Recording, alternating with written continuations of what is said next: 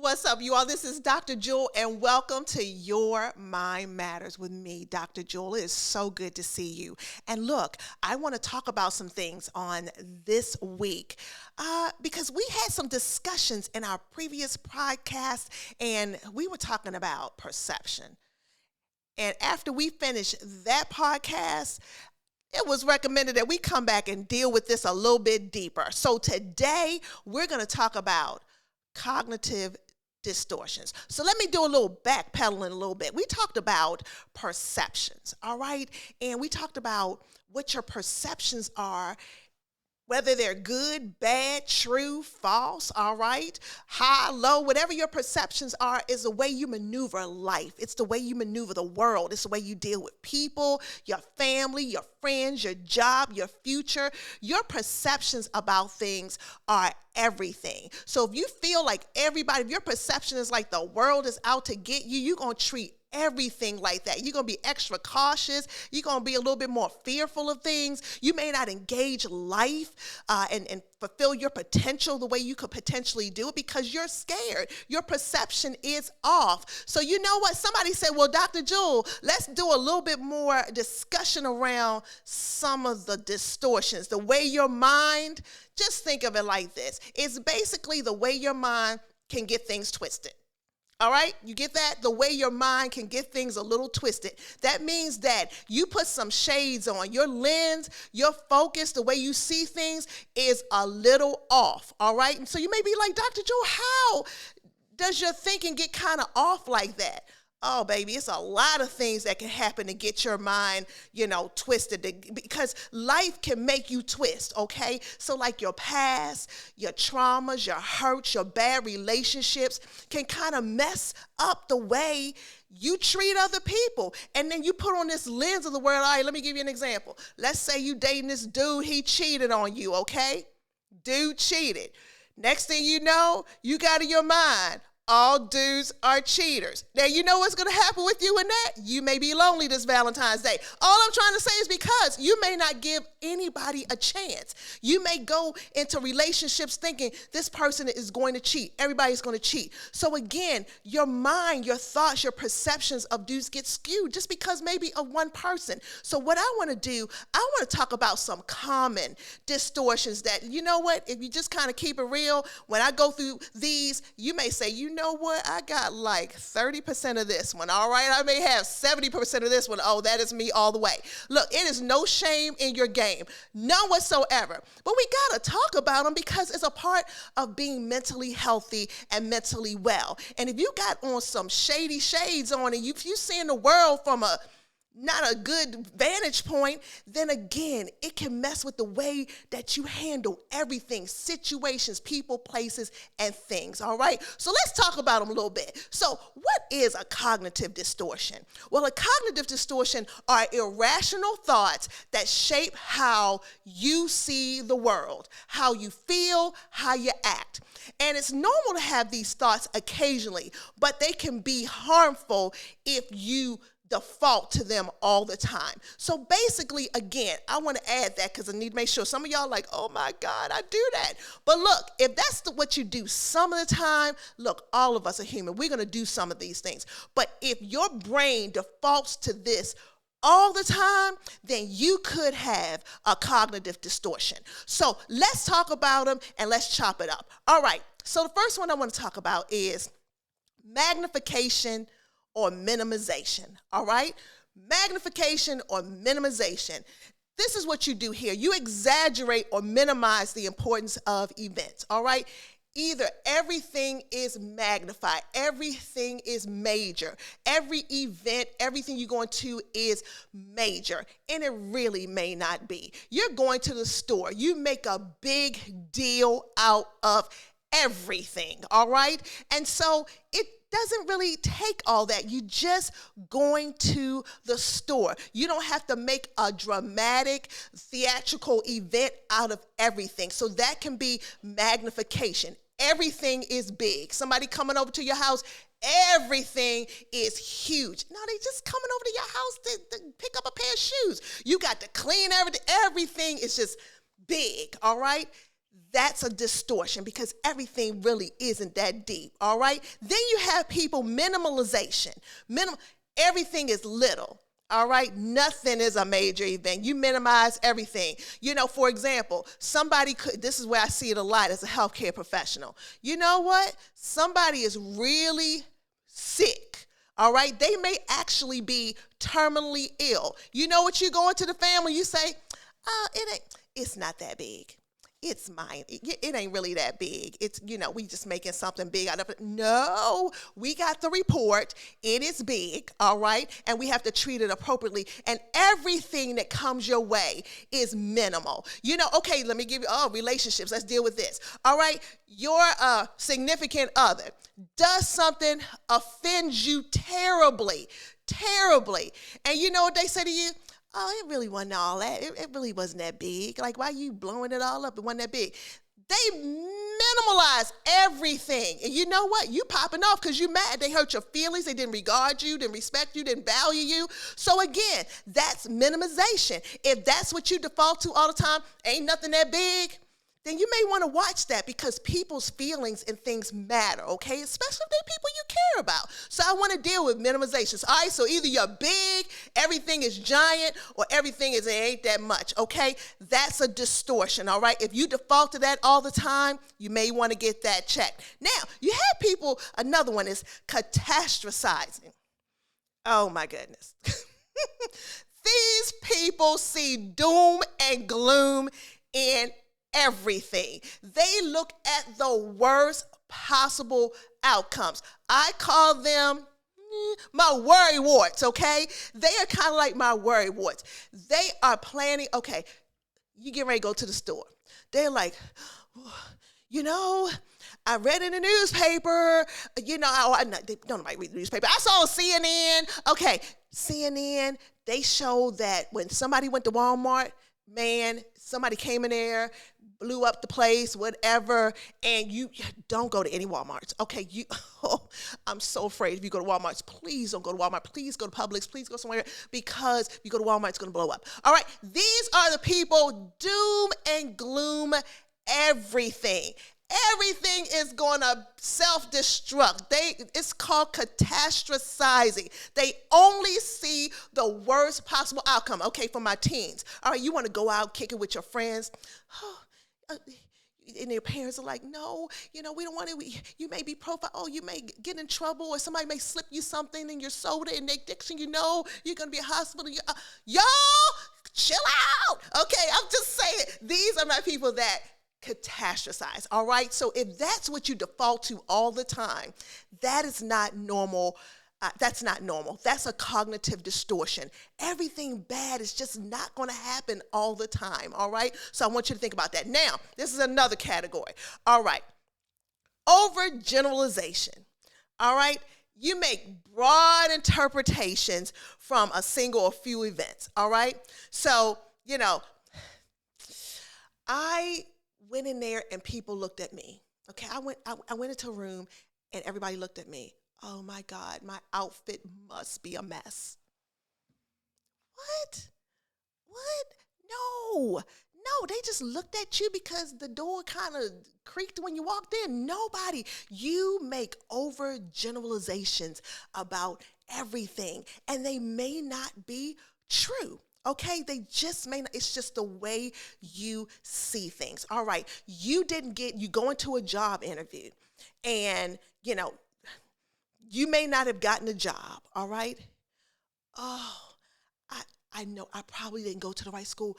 I didn't, my resume wasn't great, or you make up all these generalizations about you, about the situation, just by one event. You overgeneralize everything. Okay, let me give you another one. We're dealing with church because we talk about church here. You go to one church where you had one person in the church that kind of challenged you a little bit. They may not have been the nicest person in church because, hey, it just happens. Like, I have somebody in churches are nice. All churches are bad. I'm never going to church again, never going to minute. Churches are horrible. Come on, y'all. Come on. That is a overgeneralization. You take one event and slam dunk everything. You go to one bad restaurant, you go to a restaurant, Asian restaurant, all Asian restaurants are bad. That's overgeneralization. You feel me? I think you got it, all right? Now, this is another one that we do. Oh, my goodness. This one is personalization. All right, y'all, I need you to hold your breath for this one, okay? Because I see a lot of this one, okay? This is personalization, is when you think everything is targeted towards you. Like you're responsible for events that are totally outside of your control. Like I have down here, my mom is upset. She would be fine if I did more to help her, okay? But you personalize. Everything is your fault. Y'all, everything is not. Stop taking everything so personal. Everything is not just all about you, okay? So these are people that take everything personal. Anything that goes wrong, was it me? I must have done something to cause that. Look, it's not always you, okay? Most times it's not you. So, but what you default to, and this has a lot to do with your self-esteem, your value, all of that, you kind of take on away. If something doesn't go as planned, it's on you. It's your fault. You had something to do with it, all right? Personalization, all right? Now, another one. Oh, my goodness. Jumping to conclusion, okay? These are people that jump to a conclusion. They don't bit more, have no facts than the man in the moon. Or if they do, it's a little fact. And all of a sudden, they make these grand jumps to something. Okay, let me give an example. All right, green people are weird. All right. Green people are weird. So I'm going to jump to the conclusion that we shouldn't deal with green people in business, any green people in a restaurant, green people in churches. We should stay away from every green person, every green community. We just make these grand, we jump to all these, you know what, not only the green people, green people can't spell, green people, we make all these grand assumptions. We take one little thing about a particular person, place, or thing, and we add all of these things around it, okay? That's a problem. We jump to all these conclusions. We can deal with that with racism, bias, discrimination. I mean, come on, y'all. Let's keep it real, all right? The thing is that we all, if we don't watch it, okay, and if we don't allow God to renew our mind and transform our mind, and if we feed ourselves a whole bunch of media, a whole bunch of different stuff that's in one particular lane, we will tend to jump to conclusions about people, places, things, events that may not be true. Do you want someone to jump to a conclusion about you and not even know you or feel you'll get to know? No, we don't want that. So these are people that you're in conversations and they like, girl, she's messy. Well, how you know that? Well, she just walked in front of me a little, and I felt like she was trying to get in front of me in the line. That's just messy. She's a messy person. Huh? How did you make that huge leap about a person's character, motives, all of that, just by the fact that she may have gotten in line? Maybe she didn't see you or something like that. There are people that spend their lives making a whole lot of false conclusions, and that's what they do all the time, with no receipts, y'all, no receipts. That's a distortion. That's not mentally healthy, all right? Now, then, okay, we got my people who, you're emotional reasoners, okay? Emotional reasoning, okay? And so the way you feel is the way it is, okay? The way you feel is the way it is. All right. Something in me doesn't feel good about this. It's horrible. What? Everything is guided by your feelings or your emotions. You don't have no proof, no receipts, no nothing. You just feel it. And so everything you do is a result. You're just feeling. I'm in my feel. Everything is feelings. All right. And then you treat people, act accordingly. You may be mean, good, whatever it is. but it's all about your feelings. You are emotional, and these are people, sometimes you're very volatile for no reason, and you blame everything is that, that's just the way I felt. So if that's the way I felt like you were cheating. I felt like, you were lying. I feel like you kind of seem like, I feel like you're stealing. And it is, just because you feel it. Like, y'all, for real, people that are feelers like that, I'm not saying that sometimes you don't get some discernment and stuff like that, but please have some receipts before you assassinate somebody's character, before you mess up a relationship, a friendship, before you not take I feel like this company is bad to work for. Like, where are you getting that from? Watch the feelings. The feelings can mess you up because feelings not filtered through truth, especially the truth of the world. You ain't praying. Your truth may be skew, baby. So I just want to throw that out there, okay? Now, another couple things. I want to throw these out. Y'all, come on with me on this one. Don't keep hanging on in there, all right? Now, there are some people. This is called disqualifying the positive. These are the people that see the negative in everything, okay? They ignore the positive. They see the negative everything. They can walk into a room, everything can be beautiful, and they can say, "Oh, there's a speck of lint on the table." Totally disqualifying all of the beauty of the event, everything about it. One thing or what they perceive is wrong discredits everything about you. Now, this is something that I want to talk to like bosses and different things like that, your managers or your leaders, organizations or whatever, and you have somebody who you work with on your team and they do one thing that may not be where it should, the standard or the expectation, but all of a sudden you discredit all of the amazing work, their talent, their abilities, their skills, and hang it all on like one thing that they do wrong. Man, that's whacked. And so my thing is that we've got to stop that disqualifying the positive, that negative thing where people just, amplify someone's negative and don't look at their positive.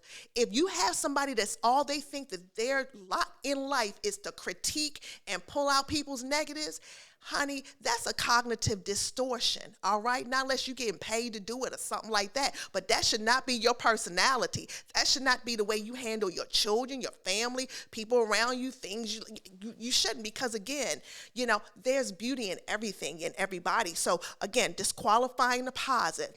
Then you have people that all or nothing thinking. I want to talk about that. All or nothing thinking, okay? They think in absolutes. Okay, it's either all great or all bad. You know what I mean? They're just all or nothing. If they mess up a little bit, let's say, okay, I see this a lot in students. All right, so they get a 98 on a test. I did absolutely horrible. It's horrible because I didn't get 100. I can't even rejoice. I can't celebrate. I can't do anything. Or if you lost a game, if you're an athlete and you lost a game, one loss and you're just catastrophizing, it's just an all or nothing thinking. Either I won it and I'm amazing or I lost it and I'm horrible, okay? That is a distortion. We should be able to maneuver the extremes of life and not, if it's not all this, then it's nothing. No, if it's not all of that, it's just not all of that, but it doesn't mean that it's nothing, okay? So what I'm saying is that there is a way to have some balance. If you don't have that balance, that could be a distortion, all right? Now, there are some people, these are called, there's a couple more I want to deal with these. These are my mind readers and my fortune tellers, all right? So I want to talk about these before we end the discussion on cognitive distortions, all right? So my mind readers, okay, you feel like you can interpret what people are thinking, all right, without any kind of evidence, okay? So, for example, I'm looking at, let's say I'm going out with somebody and And so my mind reading, okay, you always, you mind reading everything, okay? So you all in everybody's head and don't even know. Okay, so for example, you ask somebody out on a date. They say no. You're like, oh, you know why she wouldn't go on a date with me? He wouldn't go on a date with me because they don't think I'm good enough for them. I know they don't think I'm good enough for them. I don't have a nice car. They think I'm beneath them. I didn't go to the school that I don't have a pedigree in my school that I know they only go out with doctors or lawyers. No.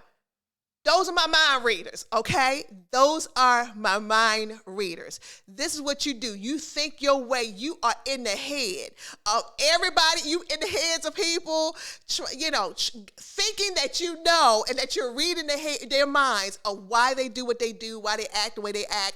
You don't have no receipts for it. You just making up things, going along, and then you take yourself in a spiral and a spin trying to mind read folks, okay? That's a distortion. You know what?